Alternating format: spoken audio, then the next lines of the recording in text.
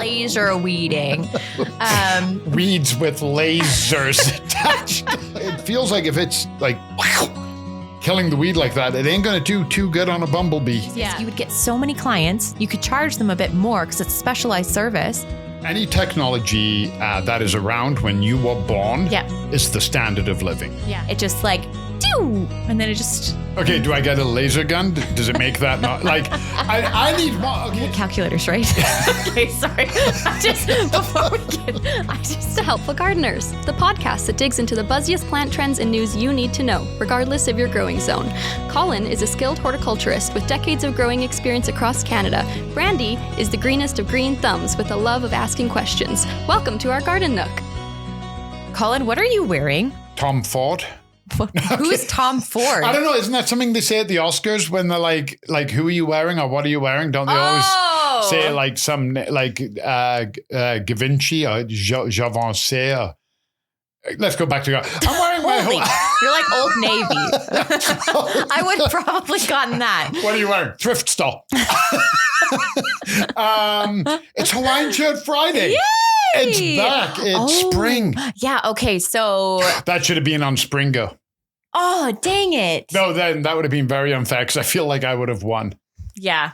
Yeah. Because I feel like you've been doing this for so many years and it really like hasn't taken off with anybody else. And I don't know why that is. Really? You don't know why it is? Let's ask. Me. Yeah. Let's ask our test audience.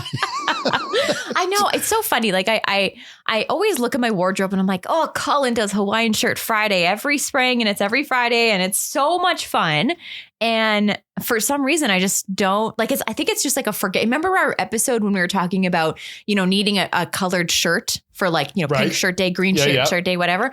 And I always forget. It's almost like I need to have a bunch of Hawaiian shirts in my car at all times so that I come in, see you're wearing it, and then be like, oh, right. And then go back down. Be right back. It's in the trunk of my car. Yeah. I don't know really why I started it. I genuinely don't know. I think I had a Hawaiian shirt and I put it on and I was like, this is fun. Yeah. And I just kind of ran with it.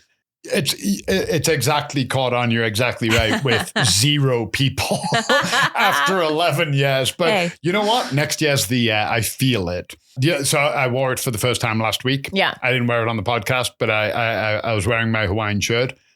And a few of my colleagues were like, oh my God, it's so good to see that shirt. Oh, that's nice. Because they know it means spring because I don't wear them in the fall and the winter. Yeah. It's spring and summer. Well, okay. So, but here's a question. Do you wear that when you garden? So say it's Friday and you just happen to be gardening. Would you still wear your shirt? So I wouldn't garden on a Friday. If I go home and I'm like, oh, the plants need watering or I'm going to do a spot of deadheading. Yeah. Absolutely, I'll do that. But I don't consider that gardening. Okay. Those are just like odd jobs. Yeah. My gardening, I always reserve for like a day off because I'm invested for a few hours. Got it. Okay. That'll be a Saturday or a Sunday. So this get up will never happen on a gardening day. Highly unlikely. Not even for like if you're going to be just outside weeding. Like say it's like, 30 minutes at the end of the day and you're like, I need to go weed something, or that's not you. Who weeds for 30 minutes? I don't know. Who? Me? I'm like, I'm the kind of person where I get out there whenever the inspiration hits me because I just know that I'm not going to want to do it on a Saturday or whatever. I inspire myself forward. So I'm like, okay, Saturday, this is what I'm going to do. And the first thing I do is I do my bed work. So I weed and I deadhead. Mm-hmm. I do all of that. And then I throw it on the lawn. Because then when I pass the mower, it mulches it and chops it up. So I don't have to pick it up and put it in the compost and deal with all of that. Wow. And then when that's done and I put all of that away, then I water so that the grass wasn't wet when I cut it. So it didn't clump anything up. So I have everything lined up. So I know the most efficient way to do it. Dang, I really wish I thought I had like you did. So yeah. Last year, I think Jenny and I went out and we decided to divide and conquer. And Jenny's like, I'll take care of the front bed. And I said, okay, no problem. I'll do the back and I'll cut the grass. I had all of the back beds weeded, cleaned up, pruned, plants taken care of, the back grass cut and trimmed. And I went through to the front and Jenny still hadn't weeded the front bed. Oh, no. But she takes her time. Yeah. She like, I'm there and I'm in the mode and I'm going and I've got my system and I know it works and everything else. Jenny's not a gardener. Yeah. And you give me 100 pictures to edit. I'm going to be there on a weekend. Jenny will be done in 2 hours, right? And hers will look better.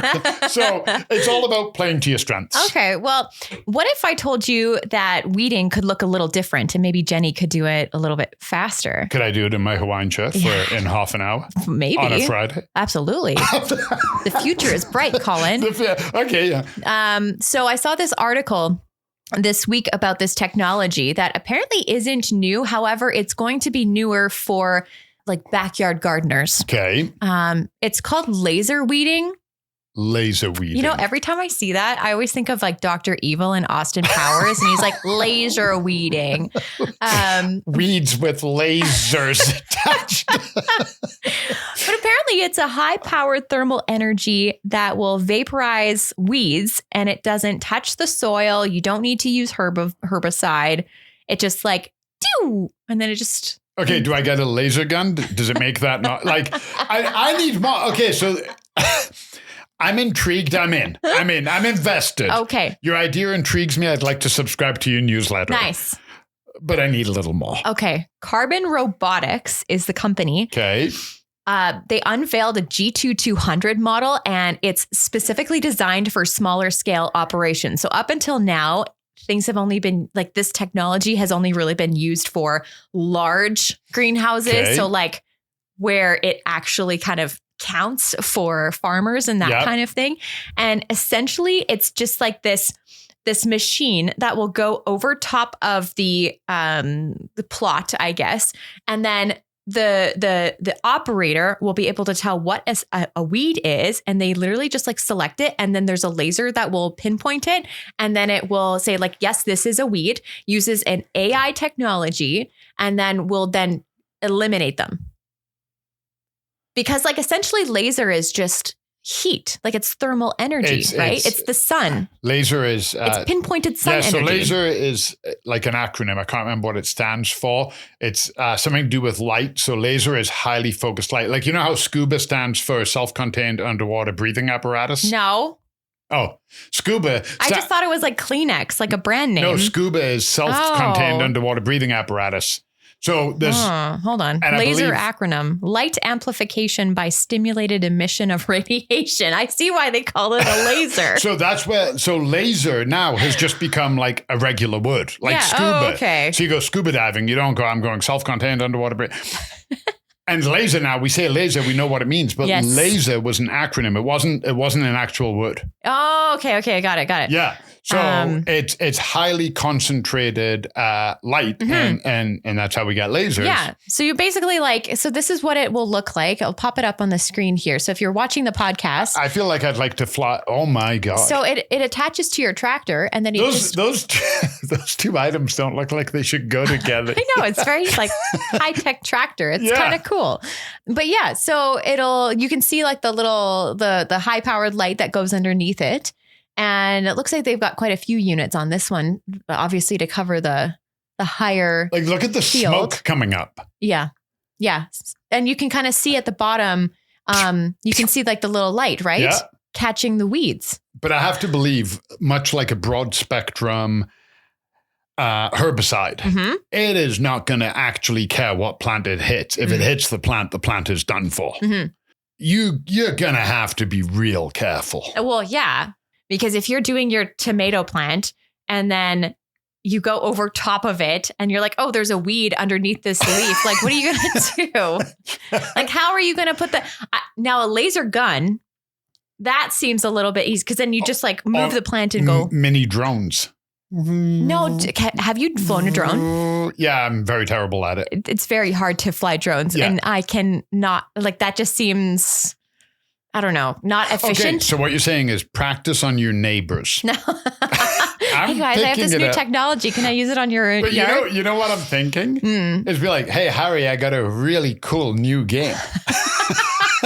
No. Put it on the Xbox, but he's watching it on TV and it's like, if you kill a plant, you lose. But if you kill weeds, you get like $1 per weed, and give the kid the Xbox control. I guarantee you'd have no weeds. As a kid, I'd be like, oh... Am I going to want the money, or do I just want to like go nuts in the garden with a laser? I want to just shoot everything? Right? Exactly. Yeah. It's like Terminator for weeds. Like you even said its name. Like they didn't call it the Weedinator. Yeah, you can get the T2-1000. And it's like, oh my God, does it come in like replicant skin? Yeah, right. The machine costs like $500,000. So it is very, okay. it's very unattainable, I think, for, even for farmers. Although I cannot believe how expensive some of the farm equipment is. It's not like cheap. A tractor. Jeez, Oh, yeah. Like a house. Yeah. Really? There's some tractors out there, the big heavy duty ones. Yeah. But they will genuinely last a lifetime. Yeah. And the problem is that because the technology is new, and like with any technology, it's going to take time for advancements to be made and it can become efficient. So I think they said that the approach for this specifically in farms is best on short season crops, and it will require multiple passes during the growing season. So if weeds are bigger, it needs more energy to be able to eliminate, and it'll slow down. And that makes sense because it's not putting anything residual in the soil. Weeding is never one and done. True. Yeah, so I wouldn't expect that to change. They have lasers that can cut through metal, like can etch metal. Yeah. Have you ever seen those videos where they're cleaning rust off of metal using the lasers and stuff? Yeah. They also have lasers that they can shoot into your eye to check your optic nerve. Gosh. So I don't know that much about lasers. We're not the helpful laserists. We could be. Yeah, we rebrand. I feel the laser that they shoot at the metal is not the same laser that they shoot into your eye. Mm-hmm. So my question is, if you're going through and you're shooting this laser at the ground, does it harm insects? Does it harm the bacteria in the ground? Does it harm the nematodes? Will it harm birds? Yeah. I feel like there's a range here of, less herbicides, utilizing technology. If it makes life easier on the farmers, I can see pluses to it. But I'm also like, it feels like if it's like killing the weed like that, it ain't going to do too good on a bumblebee. Yeah. Did you ever do that thing in school where you had calculators, right? Okay, sorry. I genuinely want to know. Okay, I'm just going to say one thing. When I was about 8 years old, the coolest thing on the market was a calculator watch. Okay. Perfect. We've established that. Did you ever do that test where you would have one person on a calculator and one person using their brain, and they would have a series of math questions on the board, and one person would have to only use the calculator to come up with the answers, and the other person would have to use math formulas through their brain, and the person with using their brain often worked faster than the person with the calculator? No. Yeah. So that was sort of a test that they would have us do in school. And it was interesting how technology can be useful, but is it really more efficient than just using your brain, right? I feel like if we're going to be weeding, it's once you're down there, it's so easy to just go boop, boop, boop, boop. And right. And like you said before, you're just putting them on the lawn, putting them on the lawn. And then you have a whole system to make it efficient. But if you're going over with unless you have an automatic system that hangs over top of your garden and it just goes over every 24 hours and uses AI to figure out if there's weeds, I can kind of see a convenience, efficiency rather than you having to be out there and selecting weeds and that kind of thing. The other thing is I go out and I'll look at my garden. I'm not just weeding. Mm-hmm. Okay. I'm not just weeding. I'm looking at the soil. I'm looking at the bugs. I'm looking at the plants. Like there's a lot more going on. I'm not going out going dandelion. Great point. I'm doing more than that. Yeah. And if my weeder breaks, oh my God, it's $10. I'll just go get another weeder. That's true too. If that breaks, I can't fix it. I can't. Mm-hmm. So I think everybody's done this, or most people. Your tool breaks, but you don't want to stop what you're doing to get another one. So you're taping it together. You're putting screws in it. You're doing something just to get, you have to get another one, but this will get you through to the end of the day. Right. That breaks. Yeah. I got a feeling that the vast majority of homeowners are not fixing their T2000 laser battery. And that's a big one, right? That's $500,000. I can imagine, if I was to imagine the price point for something like this for the home gardener, I'd probably be thinking I don't know, $1,500, something like that would probably be in the ballpark. With farmers, this technology is useful because they get an ROI, right? Their return on investment is when they sell the crops and they're saving time. They can grow more crops. But for the home gardener, it's kind of like with the, the robot lawnmower and all of these other smart technologies. Like, if you buy this $1,500 thing, what's the return on investment for you? And the farmer as well gets the added benefit of being like, oh, this crop was grown with no herbicides. Yeah, exactly. So there's a lot of pluses to it. I mean, when you first said it, I'm not going to lie, like when you were like laser weeding, you don't run around and play in a farmer's field with that equipment going. It's heavy duty. It's production. It's not fun. How many times have I weeded when Harry's running around or taken him out to work with me because it's safe? Something like that, depending on the frequency and the intensity and stuff like that, I feel like there could be a major severity for injury. You're not paying attention. You don't see the weeder. Somebody's out there and you shoot the laser through the hand. Yeah. I feel like there's got to be a lot more safeguards. Like, you're on a farm. Farming is dangerous. Yeah. Okay. There are a lot of things. Like, I did farming a brief period. I'm not a farmer, but I did farming, and I know how like hardcore that industry is. Yeah. So using something like that, you go, yeah, it's just another dangerous tool, but any tool can be dangerous. They're using it accordingly. Yeah. A lot of homeowners, come on, we're not paying attention. How many people drive over rocks with the lawnmowers? Yeah, or, true enough. You know, stuff happens. How many people cut themselves with their pruners or their saws? Yeah. That one sounds like it could be a bad accident waiting to happen. I feel it would be heavily regulated. Like, it almost seems like, this would be a business. So, hi, I'm the laser weeder business. And then I come in and I laser weed it. Yeah. I don't use pesticides like you were mentioning. I don't disrupt the soil.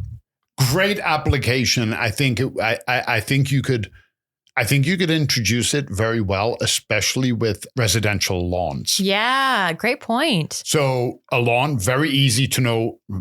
If it is not grass, it is a weed. Mm-hmm. Okay, there you go. We've established that. So very easy to spot dandelion, creeping bell, quackgrass. Yeah. And you go, perfect, got it, zap. Mm-hmm.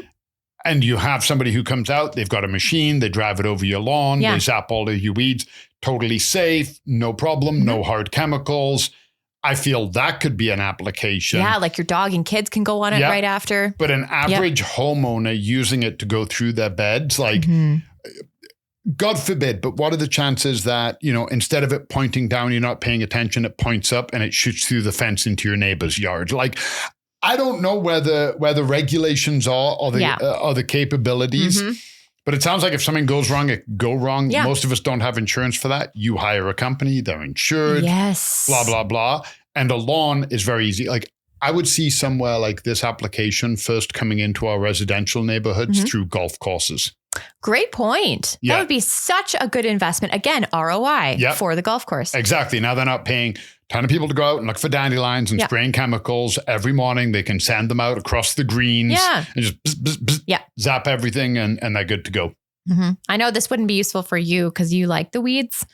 I feel like for me, I think I would actually, so there's an area in my yard that gets a lot of weeds and we have to go out there like quite frequently. And I know that there's things that you can do, mulching and that kind of thing to discourage the weeds, but we get so much sun there and it's such a rich area that I feel like I would totally hire a company to come out on, every 2 weeks come out and they would probably spend, that's the other thing. You wouldn't have to charge them for as long as another company who would do it by hand because they would need a fraction of the time. I feel like that would be such a lucrative business. You would get so many clients. You could charge them a bit more because it's specialized service. Go and see them every couple of weeks and get the weeds burnt. Like any new technology, there's always going to be pros and cons. It's also going to be, where's your comfort level? Yeah. You're going to have the old school like me that either doesn't care about weeds in the lawn or hand weeds. You've got the people that use the chemical sprays and you'll have the people that want to use an AI laser. Yeah. And I'm not saying who's right and who's wrong. I'm not going to jump in on that. But what I'm saying is we all go to our comfort level. The author, one of my favorite authors, Douglas Adams, said it the best. And he said, any technology that is around when you were born is the standard of living. Yeah. Any technology that comes out when you're between 18 and 30 or 35, whatever, is fun and then exciting, engaging. Any technology that comes out when you're over 40 is scary and bad and shouldn't be used. Ain't that the truth? Yeah, it's so bang on. Like maybe the ages are a little different, but it's you look at something and you're like, oh, I've always had a TV. TV is fine. That's life. But imagine the people that were in their 50s when TV came around. They're like, I don't think I want that in my house. Yeah, exactly. You know, remember when cell phones came out and everybody was going to get brain cancer from using their phones? Oh, 100%. Yeah. I mean, even with the rise of AI, like this type of technology is going to be utilizing AI a lot, and that just is bound to grow. So like, how are these laser weeders going to be benefited by, a smarter AI in that way, like that can actually detect the weeds? Exactly. It'll be very interesting. If there was a company that was going to be doing this laser weeding thing, totally have the best branding for them. Hawaiian shirts. Think about it. They work with basically like the sun. Yeah. Wow. I don't know what their tagline would be, but can you imagine rolling up and it's kind of like, the men in kilts? Yeah. What are they're window washers, right? They do a little bit of everything now. They used to be window washers, but now they're like outside handymen, I think. How about Hawaiian shirt weeders? Yeah. Hawaiian, what would you call it? Hawaiian shirt. I think you got to try and get... But then people might think you're Hawaiian. Yeah, you got to get laser in there somewhere. The robotanists. Oh, stop. That's it. The robotanists. You win. But you still wear a Hawaiian shirt. This podcast is brought to you by Golden Acre Home and Garden. Find seasonal inspiration for your home and garden in Calgary, Alberta year-round. Visit goldenacre.ca. The comments and opinions expressed by the helpful gardeners on this show are our own and do not necessarily reflect the views of Golden Acre Home and Garden. For more information on everything we covered today and to leave us a voice note, visit goldenacre.ca/podcast. The Helpful Gardeners are on Instagram at The Helpful Gardeners Pod. Keep on growing, gardeners!